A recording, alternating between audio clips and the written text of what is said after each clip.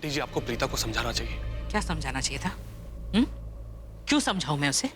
प्रीता एक समझदार लड़की है और मुझे तो सिर्फ उन दोनों की दोस्ती दिख रही है। प्रीता और करण बहुत अच्छे दोस्त थे, मैं आपको कह चुकी हूँ। आपको मिलने से पहले प्रीता उसकी दोस्त थी। मुझे ये समझ में आ रहा है, हम सबको समझ में आ रहा है, लेकिन आपको समझ में नहीं आ रहा। जानता था कि जिस दिन प्रीता जी के बारे में मैं आपसे कुछ भी कहूंगा, आप उल्टा मुझे ही सुनाएंगी। करीना आंटी, आप ही बताइए कि फार्म हाउस पे मैंने जो भी कहा था वो सब कुछ सही निकला कि नहीं? तुम जो कह रहे हो उसके साथ मैं अग्री करती हूँ, पर जब तक करण और प्रीता वापस घर नहीं आ जाते, मैं उनसे बात न कर लूं, तब तक मैं कुछ नहीं कहूंगी। करीना, आप प्लीज। अरे अंकल, गलत थोड़ी ना बोल रही है। करीना आंटी बिल्कुल सही कह रही है, क्योंकि आज प्रीता जी ने अपनी सारी हदें पार कर दी। पृथ्वी, सब कुछ हमारी आंखों के सामने है। अगर आप कहती है तो मैं चुप हो जाऊंगा, पर आप ही बताइए मैं चुप कैसे रहूं? यहां खड़ा हर इंसान प्रीता जी को समझदार समझता है, पर ये कहां की समझदारी हुई? अरे प्रीता जी को एक बार तो सोचना चाहिए था कि उनकी शादी मेरे साथ होने वाली है। अपने मंगेतर के बारे में एक बार तो सोचना चाहिए था। रात भर वो एक पराये मर्द के साथ बाहर है, ये गलत बात नहीं है क्या?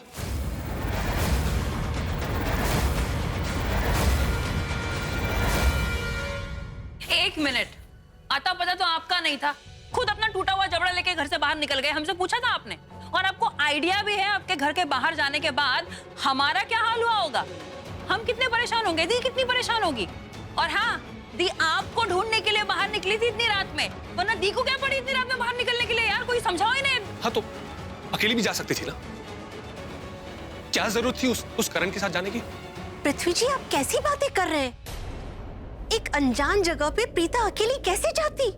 तो ड्राइवर को ले जाती, वहां पे ड्राइवर्स थे ना, ड्राइवर ले जाता उन्हें। पर नहीं, उस करण को किशन कन्हैया सारथी बनने का बहुत शौक है। हमेशा प्रीता जी के आसपास दिखाई देता है, और वैसे भी दोनों को एक दूसरे के साथ टाइम स्पेंड करने में बहुत मजा आता है। दोनों एक दूसरे के साथ ऐसा डूब गए कि वापस लौटना ही भूल गए। आई थिंक जश्न मना रहे होंगे किसी होटल में अपनी तन्हाई का।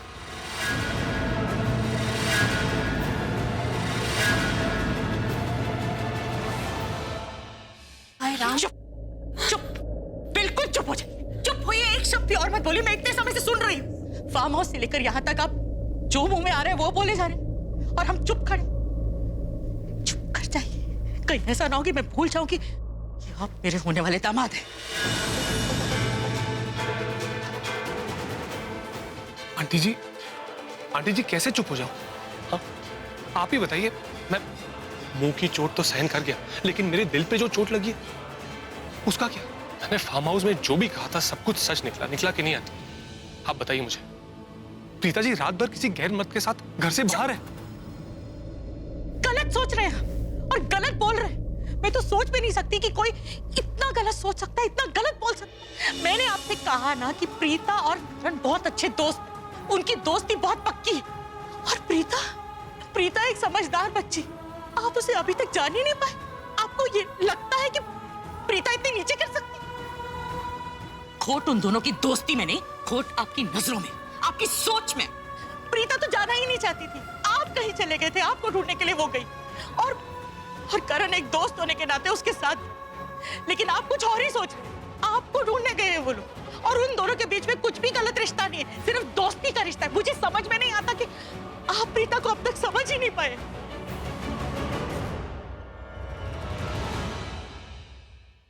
आंटी जी आप प्लीज बुरा मत मानिए। मैं सॉरी बोल रहा हूँ आपसे। प्लीज रोना बंद कीजिए आप। अगर आपको बुरा लगा तो I am really sorry all of you. Please aunty मेरी बात का बुरा मत मानिएगा। एक बात कहूँ आपसे। आंटी जी मेरे दोस्त कहते हैं कि मेरी सोच बहुत सुलझी हुई है।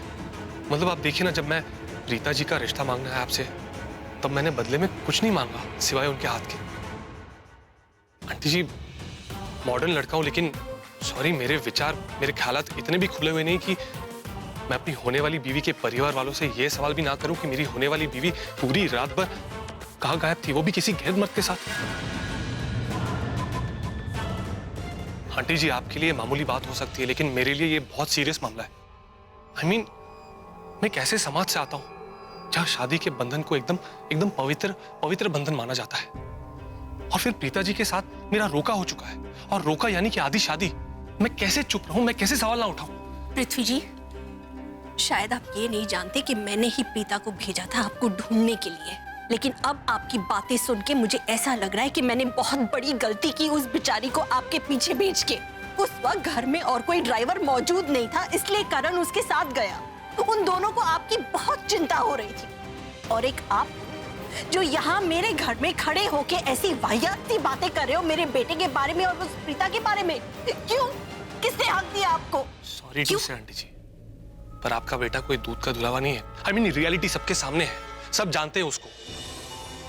आए दिन उसके रोमांस के चर्चे न्यूज चैनल्स में आते रहते हैं। एक साथ इतनी सारी गर्लफ्रेंड्स को पटा के रखता है वो। शट अप पृथ्वी।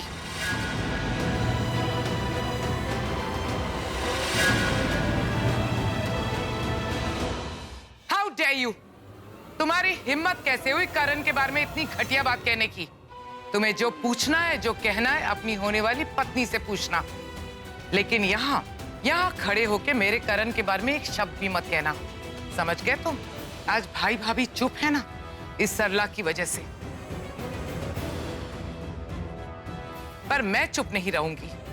इसके बाद तुमने करण के बारे में कुछ भी कहा ना, तो धक्के मार के तुम्हें इस घर से बाहर फेंकवा दूंगी। खुद तो इज्जत करने के लायक हो नहीं, ऊपर से मेरी दी को बेइज्जत करने चले हो, बात करते हो। अगर मैं गलत हूं तो मत करो इज्जत मेरी, मत करो।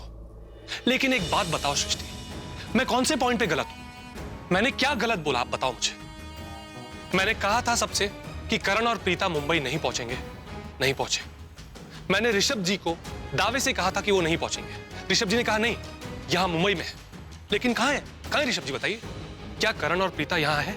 नहीं है। सरला आंटी, मैंने आपसे भी कहा था कि अगर वो दोनों यहां मिले तो आपकी जूती और मेरा सर। तो अगर मैं किसी भी पॉइंट पे गलत हूं तो आप मुझे बताइए, जवाब दीजिए मुझे। तो सृष्टि मुझे जवाब दो, मुझे इस चीज का जवाब दो कि क्या करण की दर्जनों गर्लफ्रेंड्स है कि नहीं। आई मीन वो क्रिकेटर है, स्टार है, सेलिब्रिटी है, तो हो सकता है कि प्रीता जी उससे अट्रैक्ट हो गई हो। तो मैंने जो भी कहा, कुछ भी गलत कहा नहीं। है किसी के पास कोई जवाब? हाँ, अगर मैं गलत हूं तो मत करो मेरी इज्जत, लेकिन अगर मैं गलत हूं तो बोलो मुझे कि मैं गलत हूं। बताओ मुझे, है किसी के पास कोई जवाब?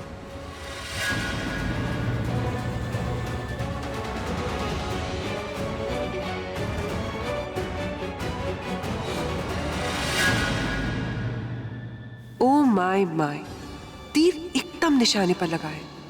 अब तो प्रीता गई काम से। पृथ्वी ने जो जाल बिछाया ना, अब प्रीता उससे बच नहीं सकती। उसकी इतनी हिम्मत कि मेरा पर्दाफाश करने चली थी, मेरे चरित्र पर इल्जाम लगा रही थी। अब हमने उसी का दाव उस पर भारी कर दिया। बहुत बड़ी मुसीबत में फंस गई Preeta. I am so happy.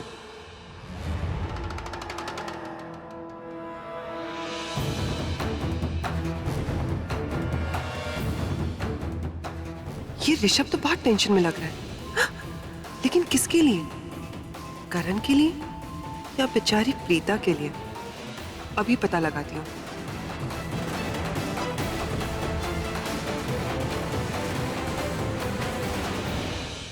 Rishabh जी,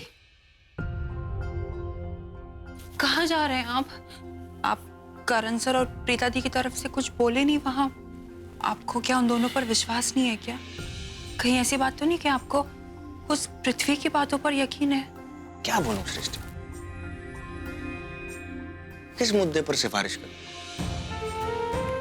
मैंने कभी सोचा भी नहीं था कि ये सब मैं खुद नहीं बोलना चाहता हूं, पर मेरे पास कुछ भी नहीं है बोलने के लिए उनके। राइट, ऋषभ जी बिल्कुल सही कह रहे हैं। अब किस हिसाब से उनकी वकालत करें? अरे किसी के लिए तब लड़ा जाता है जब वो सही हो, कोई तो मुद्दा हो जो उनके हक में हो। But I am sorry to say, यहां पे करण और प्रीता दोनों गलत हैं, और खास करके प्रीता। आई मीन टू से, प्रीता एक लड़की है और उसकी सगाई हो चुकी है, किसी की मंगेतर है वो। करण एक यंग लड़का है, हैंडसम, स्टार क्रिकेटर। कोई भी लड़की का मन मचल सकता है। करण की तो आदत है, कि वो लड़कियों के साथ अफेयर करे, खूबसूरत लड़कियों को अपनी गर्लफ्रेंड बनाए, वो अपने हर एक रिलेशनशिप को लाइटली लेता है। लेकिन प्रीता, उसे अपनी हद में रहना चाहिए था। मुझे लगता है पृथ्वी का गुस्सा जायज है। आइमडे से किसी को भी उन पे शक हो सकता है, और दोनों यंग है, क्या पता अपनी हद पार कर चुके हो तो। अगर पृथ्वी करण को कुछ सुनाए या थप्पड़ भी मारे ना, मुझे नहीं लगता गलत है। और प्रीता, उसे भी सजा मिलनी चाहिए।